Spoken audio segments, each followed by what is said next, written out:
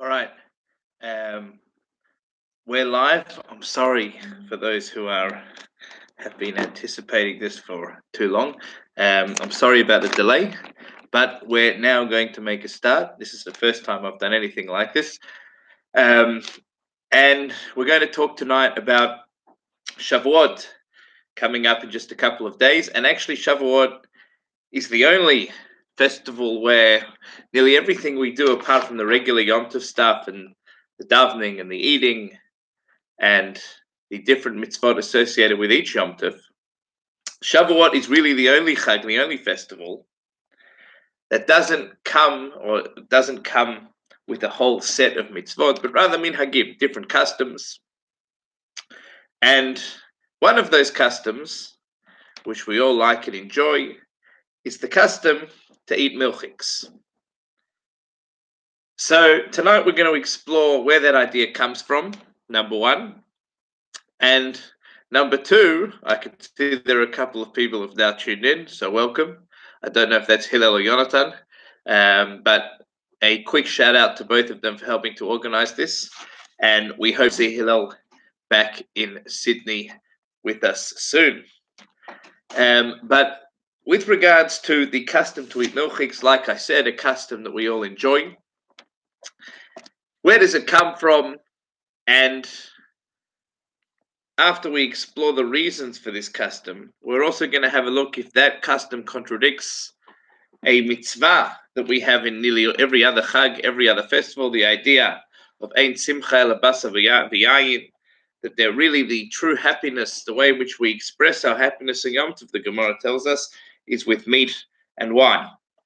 But first of all, let's have a look at the different reasons given over the centuries for this custom, specifically on Shavuot, to eat milchiks. Why, when, how do we do it? Where does it come from? And we're going to start with the Ramah, Rav Moshe Isserles, in Sima Taf Tzadi Daled. And he says the following. V'noagim b'kama mekomot, says the Ramah, it's a custom in a number of places, le'echol ma'achalei chalav, to eat milky foods, b'yom rishon shel Shavuot, on the first day of Shavuot.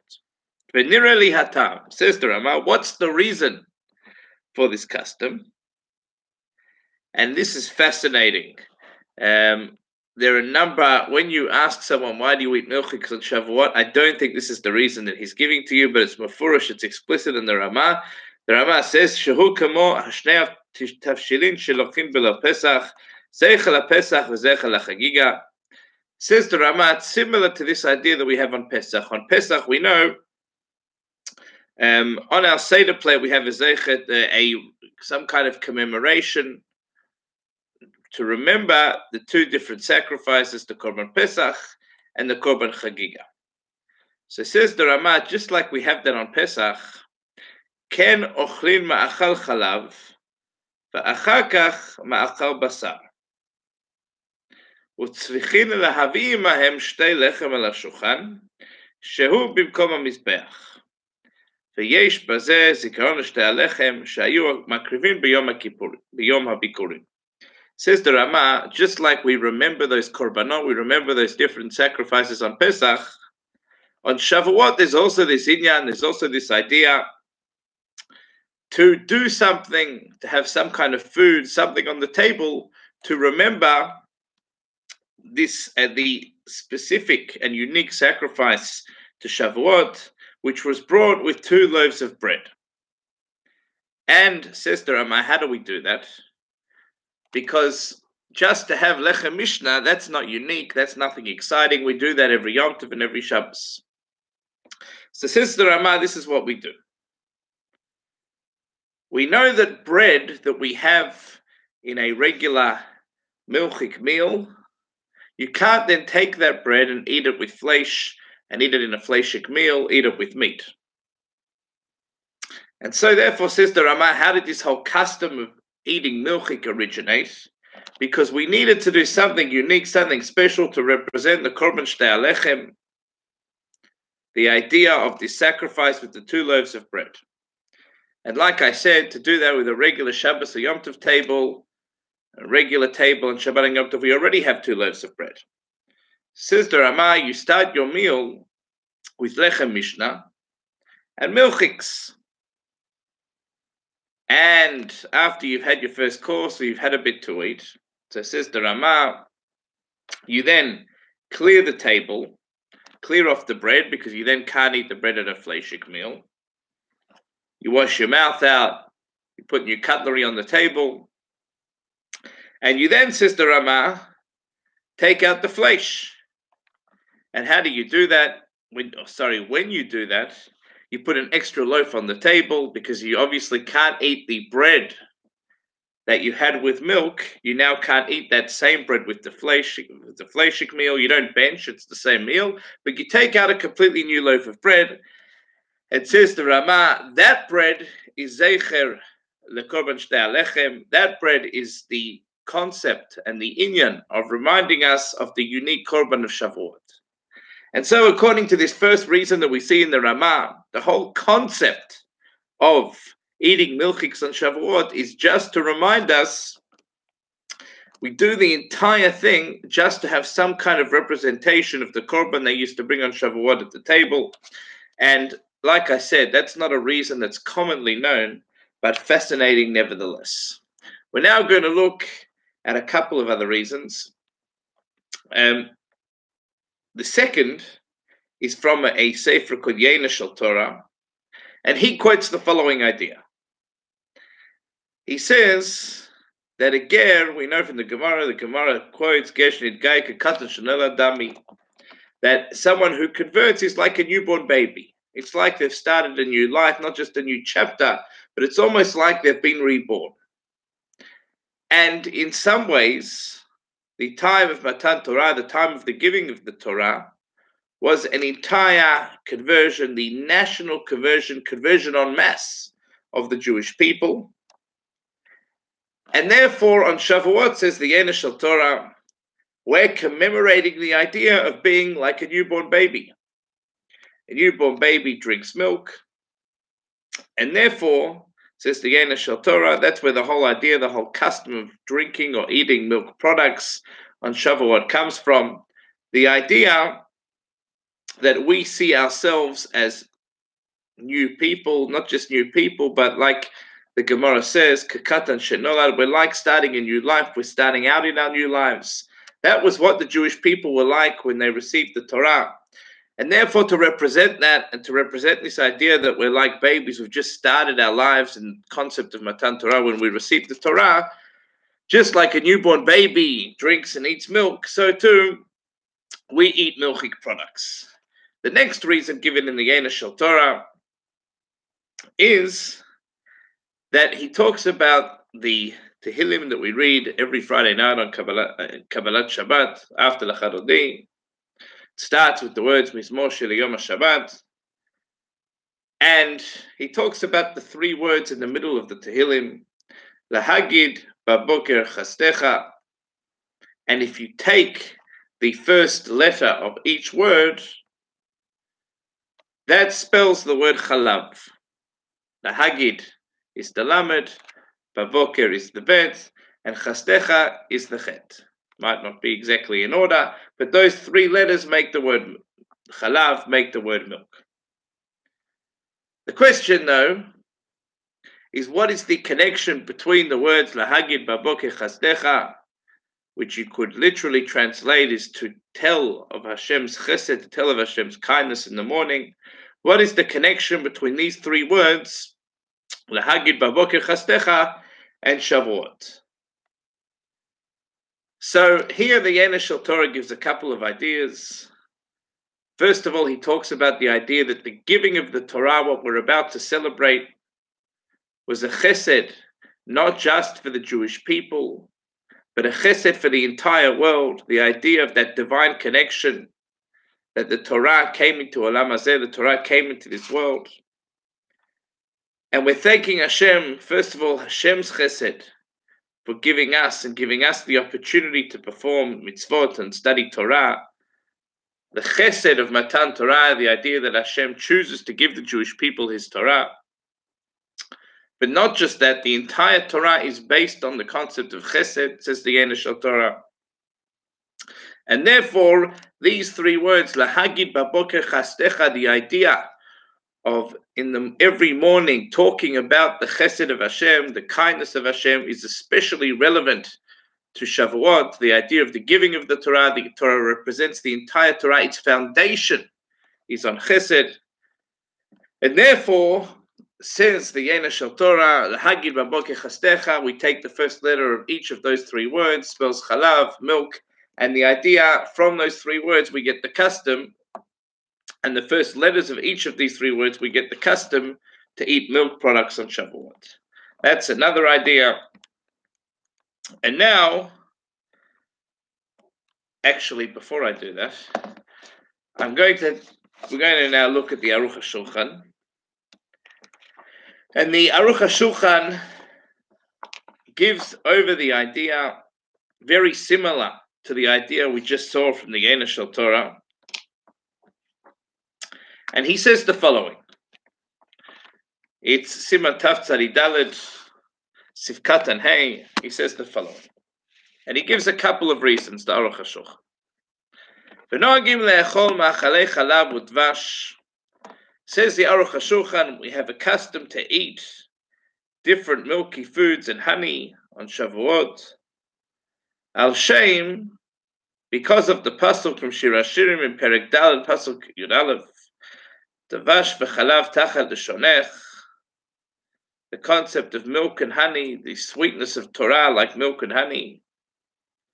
V'od ramazim yesh al achilat chalav, and he says there are even more hints and ideas about this concept and custom to eat milk.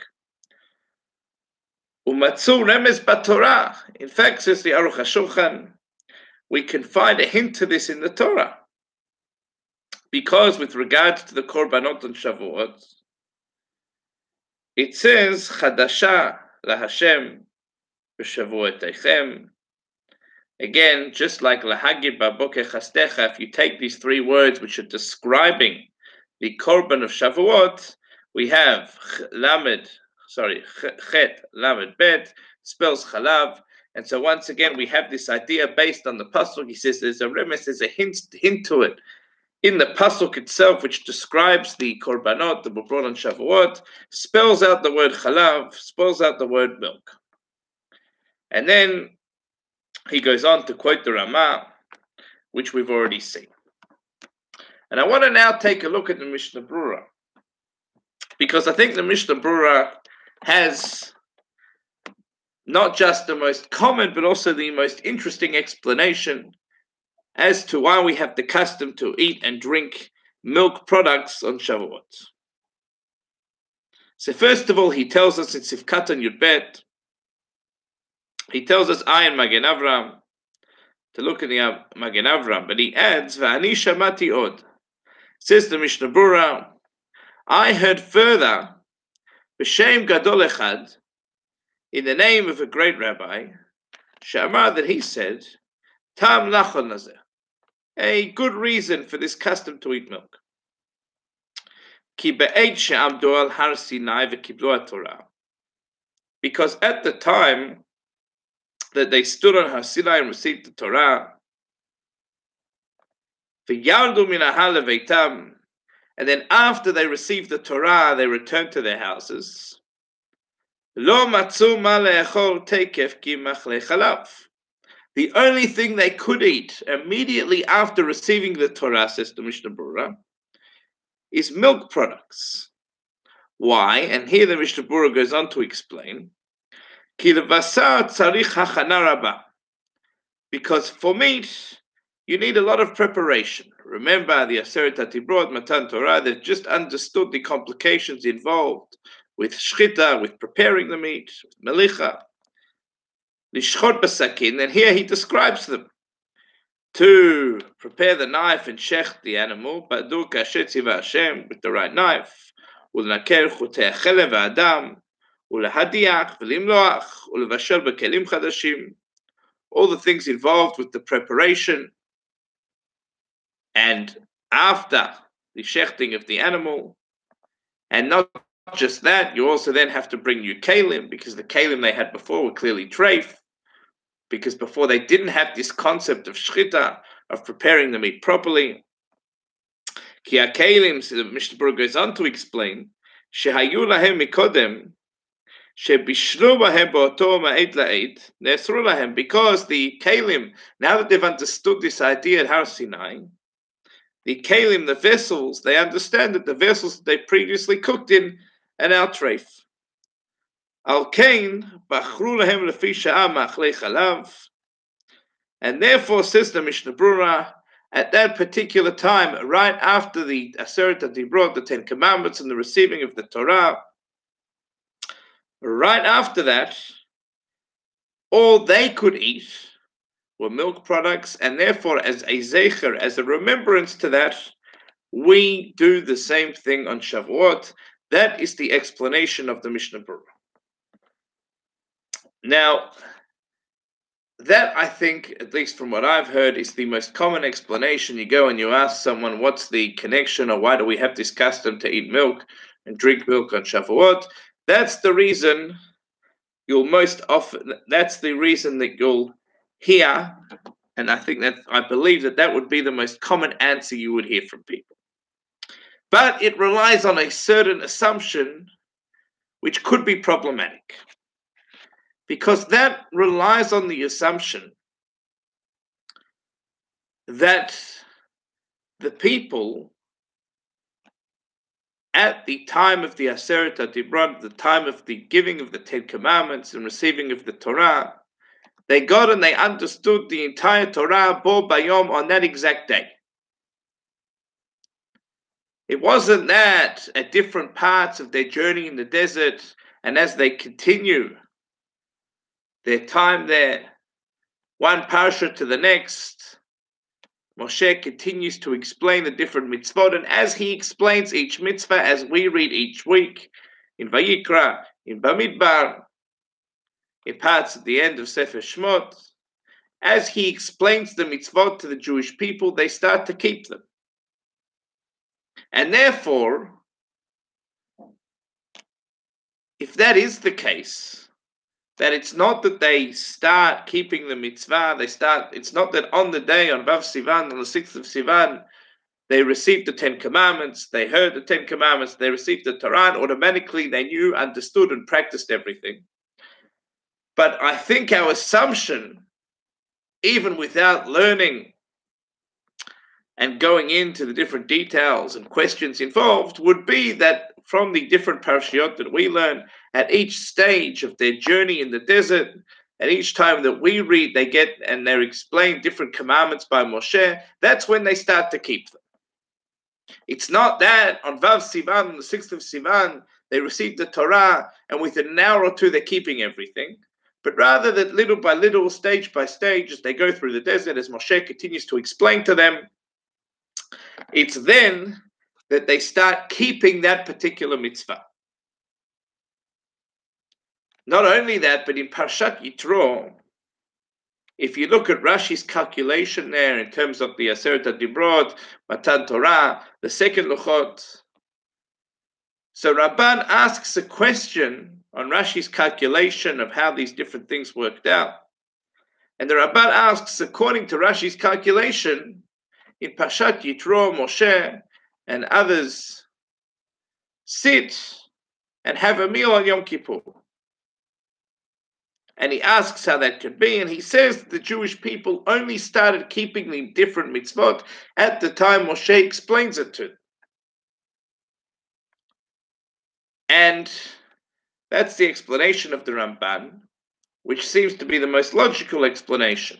That as we read Vayikra, Bamidbar, as the Jewish people continue their journey in the desert, as Moshe continues to explain different mitzvot, chukim v'mishpatim, explains different things to them, they start and begin to practice them.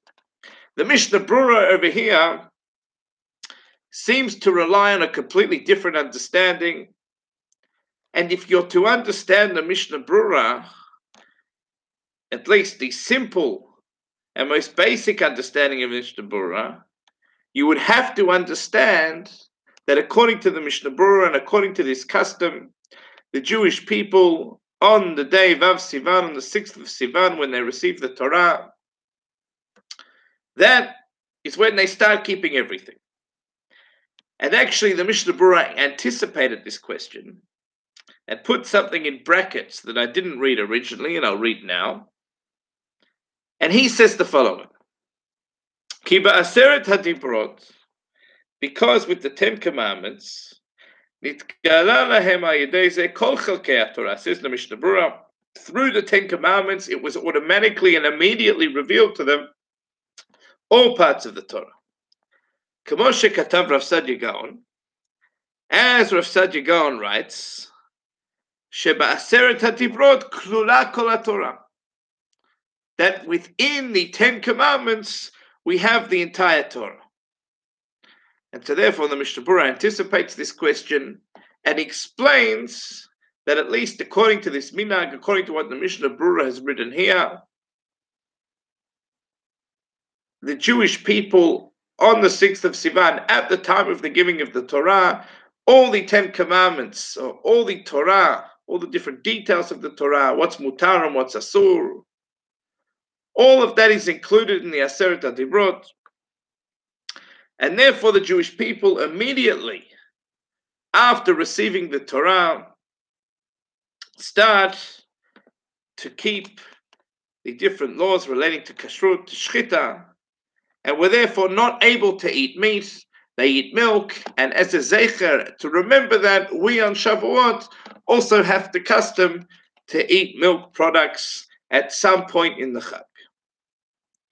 Now, it has been asked on this particular Mishnah Berurah, why do you have to make it so complicated? Why do you have to say that at the time they received the Torah, they understood the laws of Shechita, but they didn't know how to do it properly, and it was too much of a bother, and therefore on that, as soon as they returned to their tents after receiving the Torah, they start eating milchiks. There's a much easier way to explain why the Jewish people on the day they received the Torah cannot eat meat and can only eat milk products, and therefore we have the custom to do the same on Shavuot. And that is that if you look in the Gemara in Shabbos, there's a whole machloket there, there's an entire argument, it goes on for more than a daf, more than a page, about on what date the Jewish people received the Torah. And some say it was on the 6th, some say it was on the 7th of Sivan. But according to all opinions, the day of the week on which the Jewish people received the Torah was definitely Shabbat. Whether you hold it was on the 6th of Sivan or the 7th of Sivan, the day in which the Jewish people received the Torah was a Shabbos. And therefore, the much easier explanation, instead of going into this whole idea of whether they did or didn't understand the laws of kashrut, the laws of shchita, immediately after receiving the Torah, is just to say that it was Shabbos. And on Shabbos, they couldn't shecht. Even if they didn't know all the details, they at least understood that on Shabbos the general concept of shchita they might already have understood, and they understood that on Shabbos they couldn't do that. Not only that, but we don't have to try and say, according to this explanation at least, we don't have to try and say, quoting Rav Saadia Gaon like the Mishnah Berurah did before, that all the different details of the mitzvot are found within the 10 Commandments, because Shabbat observance is one of the 10 Commandments. And therefore, instead of going on, like I said, this whole detailed and complicated explanation of the Mishnah Berurah, which relies on the fact that they understood the entire Torah at Har Sinai right after receiving the Torah, you could just say it was a Shabbat. And one of the 10 Commandments they receive is to keep the Shabbat. They know they can't therefore kill an animal on Shabbos, and they couldn't eat meat on Shabbat, and therefore, as a zeicher, as to remember what they did, we also on Shavuot eat milchik foods. We'll leave that question with Tzarech Iyun. I don't know if the Mishnah Berurah ever answered it, but it's definitely a good question. Why does it have to be so complicated when I think there's a much simpler explanation, and that is that the 10 Commandments were given on Shabbat, They knew they couldn't kill an animal on Shabbat in order to eat it. So whether or not they understood all the details of kashrut is irrelevant. The idea that it was given on Shabbat meant that they couldn't eat meat, they couldn't prepare the meat, they couldn't kill the animal, and therefore they couldn't eat meat. Why the Mishnah Berurah doesn't say that instead of the complicated explanation, we'll leave now for Tzarech Iyun. And if anyone has an answer, because I see that there are 7 people watching, 8 now, they can maybe give a shiur or write to me with an answer. Now I would like to have a look at this concept of eating milk in general on Yom Tov. At least according to this first explanation of the Ramah, for example, eating milk is not just, having a nice piece of cheesecake at the Kiddush, but it's actually supposed to be part of your meal. And therefore the question is, many people would have heard of this concept, that there's some kind of obligation, and we'll look in a moment on what level that obligation is. There's an obligation to eat meat and drink wine on a festival. And that's part of Simchat Yom Tov. That's part of fulfilling the mitzvah of being happy on Yom Tov. So how does that fit in with the concept of eating milchiks on Shavuot? So there's one easy way to solve it, and that is to say that the concept of eating and drinking milchiks doesn't have to be at a meal. It could be at a Kiddush. It could be in the middle of Tikkun Nel when you're staying up all night learning. The concept of eating milchik could be at any time, and it doesn't have to be at a meat meal. It can't be at a meat meal, so it's at a Kiddush before you eat meat. It's at 4 o'clock in the morning.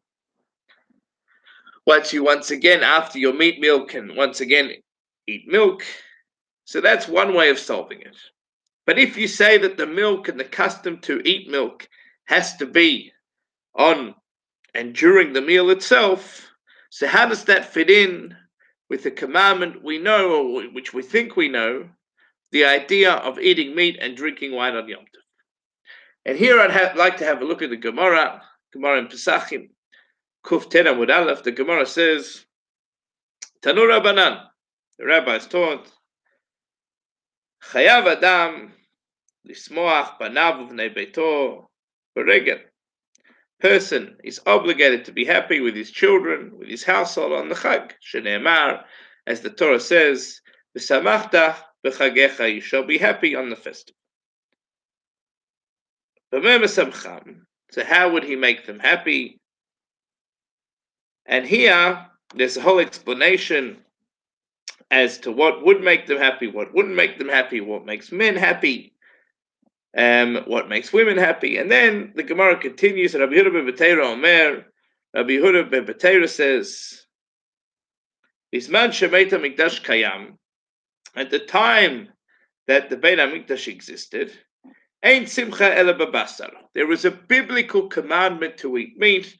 The simcha actually came from meat, shene'emar, v'zavachta shlamim v'achalta sham v'samachta lifnei Hashem Elokecha.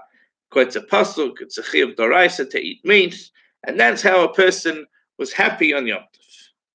And then the Gemara continues and says, "Ba'achshav." So clearly, in the times of the Beit HaMikdash, a person was obligated to have meat as part of their simchat Yom Tov, as part of rejoicing on Yom Tov. Ba'achshav, and now, she'ein Beit HaMikdash kayam, that the Beit HaMikdash does not exist. Ein simcha ela b'yayin. What's the way to rejoice? Says Rabbi Yehuda ben Beteira, with wine. Shene'emar. And once again, he quotes a pasuk. But it's clear that there is this concept of rejoicing of Simchat Yom Tov even after the destruction of the Beit HaMikdash. And not only that, even though Rabbi Yehuda ben Beteira says, Ein simcha ela b'yayin, if you look at the Rambam says that Ein simcha ela basa b'yayin, even in today's times, even after the destruction of the Beit HaMikdash, that the simcha, the concept of rejoicing on Yom Tov, has to be accompanied by nice meat and good wine. And therefore, how does that fit in with this concept on Shavuot of milchiks? And is this obligation to eat meat on Chag, to eat meat on a festival, the same, for example, as eating matzah on Pesach, a serious Torah obligation, eating in the Sukkah on Sukkot? Is it on that level, or is it something different here? So without going into details, the Shagas Aryeh proves from a different part of Gemara Pesachim that it's possible to say that here the main idea is not like Pesach, where the concept, the ikar, the main part of the mitzvah is to eat the matzah, or Sukkot, where the main part of the mitzvah is to eat the meal in the sukkah. But here, it's all subjective. It could be that what the Gemara is trying to tell us is for the average man to eat meat and drink wine, that's what makes them happy. But if that's not what makes you happy, if you don't like meat, if you're against eating meat, then a person doesn't have to force themselves to do it. It's not an objective obligation. It's not, like I said, like eating matzah or eating in the sukkah, but subjective. And the Gemara was trying to give an example of what makes the average person happy.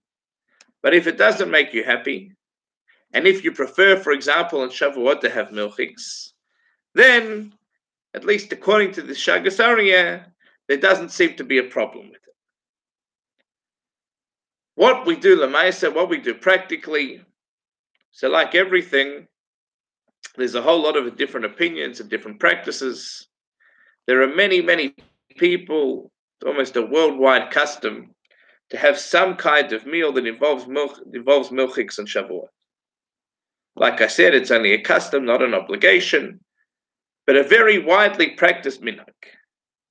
Some people, because of this concept of having a meal on Yom Tov with good meat and good wine, will have a piece of cheesecake at the Kiddush, will first eat the milk, eat some kind of cheesecake or something else, some other milk product to fulfill this custom of having milk on Shavuot, and then afterwards at their meal, because we know of this concept of Ein Simcha Ela B'Basar V'Yayin, that there's Simcha, the happiness on Yom Tov comes from eating meat, so they first have milk, and then in their actual meal will have meat. Others say that this concept of Ein Simcha Ela B'Basar V'Yayin might only apply to one of the two meals of Yom Tov. So, for example, if you have meat at night, in the day on Shavuot you'll have a milk meal. And there are those, like I said, who say that this whole concept of Ein Simcha Ela B'Basar V'Yayin, that this concept of eating meat on Yom Tov is anyway only subjective, and therefore if you want to spend the entire Shavuot, it might be a bit difficult for some people, if you want to spend Shavuot just eating milk, you're very makpid, very strict on this concept of eating milk, so you can as well, because if that's what really gives you Simchas Yom Tov, at least according to some opinions, there's no actual chiyuv, there's no actual obligation to eat meat, but rather it's what is supposed to do or what should make you happy, but if it doesn't, you can eat other things. So here we've seen a number of different reasons for the basis of this custom to eat milk on different milk products at Shavuot. And we've also seen when it's supposed to be done, how it's supposed to be done, and whether or not